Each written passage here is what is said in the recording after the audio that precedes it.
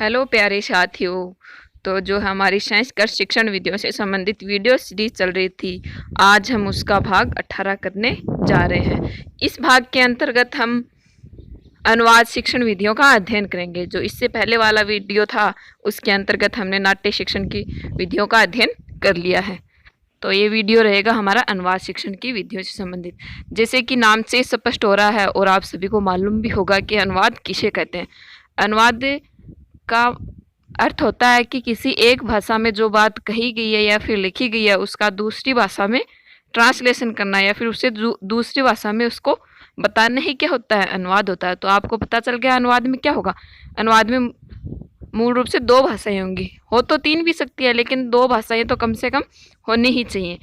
तो अगर आपसे पूछा जाए कि अनुवाद शिक्षण का उद्देश्य क्या होता है, तो अनुवाद शिक्षण का उद्देश्य यही होता है कि द्विभाषा ज्ञानम, यानी कि दो भाषाओं का ज्ञान ही अनुवाद शिक्षण का उद्देश्य है। तो आपको मैंने बता दिया, हमारा सबसे पहला पॉइंट हो गया कि उद्देश्य। आपको प्रत्येक जो भी शिक्षण विधियां हमने पढ़ी हैं, काव्य की, पद्य की, गद्य की, कहानी की, और जो नाटक शिक्षण विद्या और अनुवाद शिक्षण विद्या, इन सब का उद्देश्य आपको मालूम होना चाहिए क्योंकि ये एग्जाम में पूछ लिए जाते हैं। तो आपको पता चल गया अनुवाद शिक्षण का उद्देश्य क्या होगा, द्विभाषा ज्ञानम। हमारे इसकी परिभाषित शब्दावली होगी कि किसी भाषा में कही या लिखी गई बात का दूसरी भाषा में सार्थक परिवर्तन अनुवाद कहलाता है। आपको पता चल गया अनुवाद किसे कहते हैं। अनुवाद उससे कहते हैं जैसे किसी भाषा में कोई बात कही गई है फिर लिखी गई है, उसका दूसरी भाषा में परिवर्तन करना ही क्या कहलाता है, अनुवाद कहलाता है। आगे हम देखेंगे कि अनुवाद कितने प्रकार का होता है। तो हमें बताया गया है कि अनुवाद 3 प्रकार का होता है, जिसमें हमारा सबसे पहला है शब्दानुवाद। जैसे कि शब्द यानी कि इस शब्द से ही इसका जो मेन अर्थ है वह निकल के आ रहा है कि शब्दानुवाद में क्या होगा, शब्दों के अनुवाद पर अधिक बल दिया जाएगा। तो हमारा पहला प्रकार हो गया शब्दानुवाद, या फिर इसे अक्षर अनुवाद भी कह सकते हैं हम। अगर आपसे पूछा जाए शब्दानुवाद किसे कहते हैं या फिर अक्षर अनुवाद किसे कहते हैं, तो ये दोनों एक ही प्रकार के नाम है। इसमें हमें बताया गया है, हमारा पहला पॉइंट है, इस प्रकार के अनुवाद में वाक्य को महत्व नहीं देकर शब्दों या अक्षरों को महत्व दिया जाता है। तो अक्षरानुवाद में क्या होगा, वाक्य को महत्व, जो कंप्लीट वाक्य होगा उसको महत्व न देकर उसमें जो शब्द हैं उनको महत्व दिया जाता है, या फिर उसमें जो अक्षर होते हैं उनको महत्व दिया जाता है। तो इसे क्या कहते हैं, शब्दानुवाद कहते हैं। अगला हमारा अंतिम पॉइंट है, अनुवाद करते समय शब्द के स्थान पर उसके समान अर्थ वाले दूसरे शब्दों का प्रयोग किया जाता है। शब्दानुवाद में हमें शब्दों पर अधिक बल देना है, तो इसमें क्या किया जाता है, शब्द के जो समान अर्थ रखने वाले दूसरे शब्द हैं उनका प्रयोग इसमें किया जाता है। तो हमारा सेकंड प्रकार होगा छाया अनुवाद या फिर भावानुवाद। छाया का अर्थ ही होता है भाव, यानी कि इसके अंतर्गत क्या होगा, जो भी हमारा वाक्य होगा उसमें जो भाव, जिस भाव का वह वाक्य है उस पर अधिक बल दिया जाएगा। ठीक है, तो इसके अंतर्गत हम अपना पहला पॉइंट देखते हैं। हमारा प्रथम पॉइंट है, प्रस्तुत अनुच्छेद के भाव के अनुसार अनुवाद होता है। तो आपको पता चल गया छाया अनुवाद में क्या होगा, जो प्रस्तुत जो अनुच्छेद है उसमें जो भाव दर्शाया गया उसी के अनुसार उसका अनुवाद होता है। भाव का अर्थ है कि जैसे कि उसमें वीरस है या फिर वीरता का भाव है या फिर सौंदर्य का भाव है, तो इस प्रकार क्या होगा, उस भाव के अनुसार उसका अर्थ बताया जाएगा। हमारा सेकंड पॉइंट है, इसमें वाक्यों का अनुवाद होता है। आपने पिछले वाले जो शब्दानुवाद था उसमें देखा होगा कि उसमें शब्दों का अनुवाद हो रहा था, इसमें क्या होगा, वाक्यों का अनुवाद होता है। अगला हमारा थर्ड पॉइंट है भावार्थ, यानी कि भाव के अर्थ के अनुसार, है ना। तो भावार्थ को अनुवाद के रूप में अन्य भाषाओं में प्रस्तुत किया जाता है।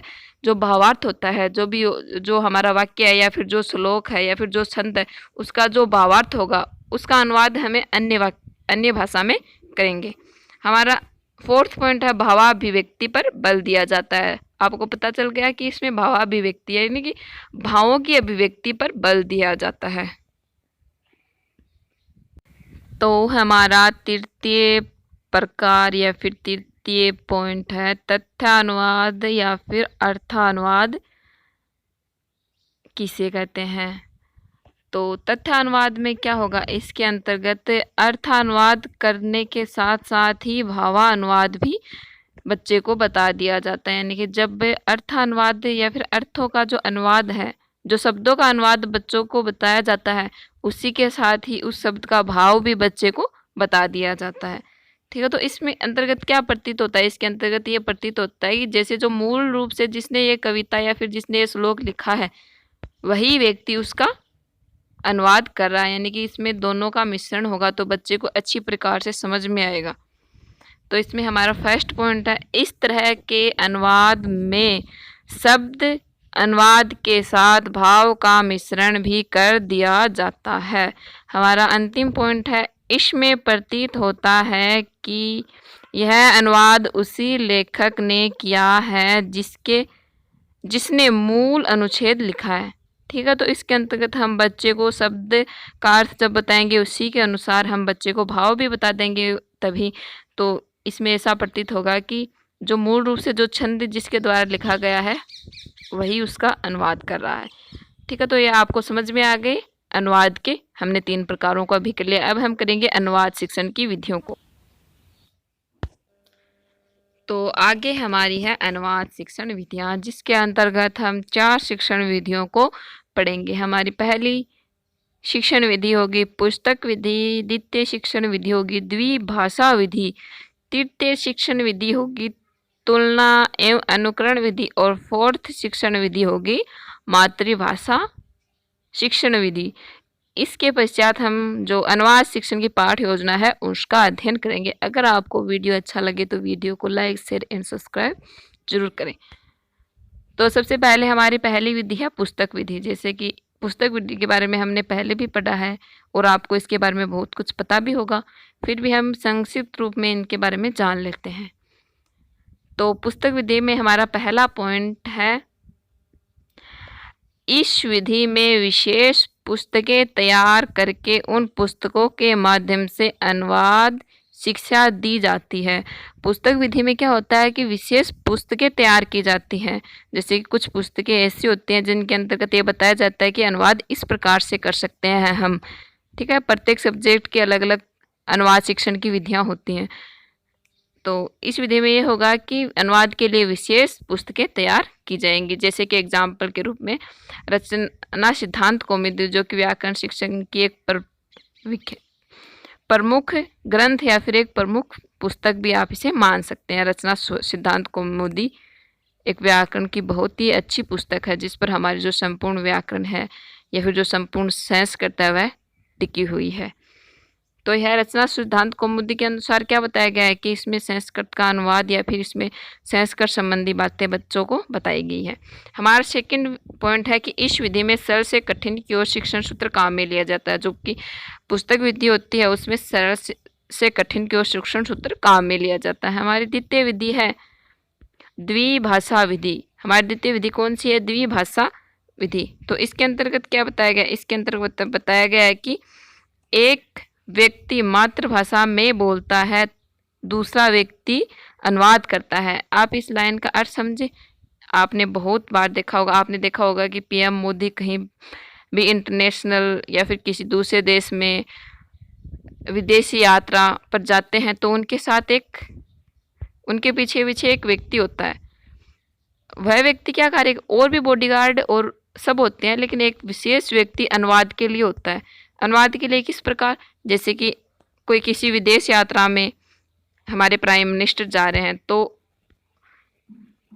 जिस भी विदेश यात्रा में वह जा रहे हैं उस देश की और जो अपना देश है, भारत देश है, उन दोनों भाषाओं का ज्ञान जो बीच में व्यक्ति है उनको पता होगा।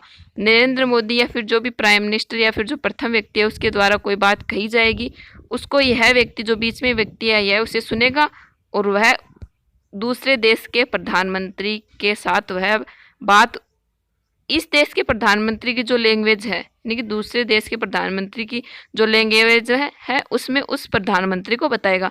तो यह बीच वाला का आदमी क्या कार्य कर रहा है? इन दोनों की भाषा है उनका ट्रांसलेशन का कार्य ये कर रहा है।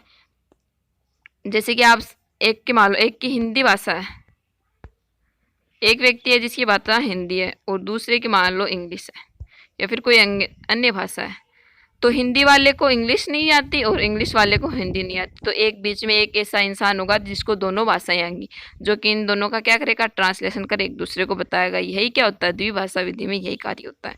ठीक है, तो आप इसे अच्छी तरीके से समझ गए होंगे। हमारा सेकंड पॉइंट है, द्विभाषा विधि में इस विधि का उपयोग विद्यालय के अलावा बड़े बड़े औपचारिक सम्मेलनों में भी किया जाता है। आपने देखा होगा कई बार टेलीविज़न पे जब बड़े बड़े सम्मेलन होते हैं तो उसमें क्या कहता है, एक व्यक्ति जो भी भाषा होती है उनको ट्रांसलेशन का कार्य किया जाता है। तो यह क्या होती है, द्विभाषा का विधि का प्रयोग बड़े बड़े औपचारिक सम्मेलनों में भी किया जाता है। तो हमारी तृतीय विधि है तुलना या अनुकरण विधि। इनको हम पहले वाले शिक्षण विधियों में बहुत ही अच्छी तरीके से समझ चुके हैं, तो अब हम इनको संक्षिप्त रूप में इनका यहाँ पर अध्ययन कर रहे हैं, क्योंकि इनमें कुछ अलग से नहीं है। और जो पीछे वाली वीडियो थी नाटक शिक्षण विधि, उनमें मैंने आपको बहुत ही अच्छी तरीके से बताई है। तो आप जब भी इन शिक्षण विधियों का अध्ययन करें, एक क्रम के अनुसार करें, क्योंकि प्रत्येक जो वीडियो है वो एक दूसरे से कुछ न कुछ संबंध रखता है। तो आपको जब आप इनको क्रम वाइज देखेंगे तो आपको अच्छी तरीके से ये समझ में आएंगे। और मैंने इनकी एक प्लेलिस्ट भी बना दी है, तो आप चैनल पे जाके उस प्लेलिस्ट से भी आप क्रम वाइज वीडियो को देख सकते हो। तो हमारी अगली विधि होगी, तृतीय विधि है तुलना विधि या अनुकरण विधि। इसमें क्या है कि दो भाषाएं होंगी, उनमें तुलना कर बच्चे को अनुवाद करवाया जाएगा। तो इसमें हमारा प्रथम पॉइंट है, इसमें छात्र दूसरी भाषा के वाक्यों के साथ तुलना करते हैं तथा उनके वाक्यों यानी उन वाक्यों का अनुकरण या फिर अनुवाद करते हैं। ठीक है, तो हमारी अगली विधि है अंतिम विधि मातृभाषा विधि। इसमें क्या होगा, कोई भी भाषा है उसका मातृभाषा का सहारा लेकर उसका अनुवाद किया जाएगा। तो हमारा पॉइंट है, किसी भी भाषा को मातृ, यहाँ पे मातृ की जगह मातृ लिख लेना, ये गलती से लिखा गया, यानी मातृभाषा का सहारा लेकर अनुवाद सिखाना मातृभाषा विधि कहलाता है। किसी भी भाषा को कोई अन्य भाषा उसको मातृभाषा का सहारा लेकर अनुवाद सिखाना क्या कहलाता है, मातृभाषा विधि कहलाता है। हाँ, अब हम देखेंगे अनुवाद पाठ योजना क्या है, यानी कि इसमें अनुवाद पाठ योजना में कौन कौन से महत्वपूर्ण बिंदु होते हैं।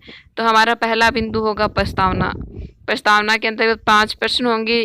प्रस्तावना के माध्यम से हम ये जानने की कोशिश करेंगे कि बच्चे को पूर्व ज्ञान कितना है। और जो अंतिम पॉइंट होगा या फिर जो समस्यात्मक बिंदु होगा उसके बारे में हम बच्चे को एक छोटे से या फिर संक्षिप्त उद्देश्य, यानी कि हमारा जो अंतिम पॉइंट है फिर जो हम बच्चे को पढ़ाना चाह रहे हैं, तो हमारा पढ़ाने का उद्देश्य क्या है उसके पीछे, वह हम उद्देश्य कथन के बारे में बताएंगे।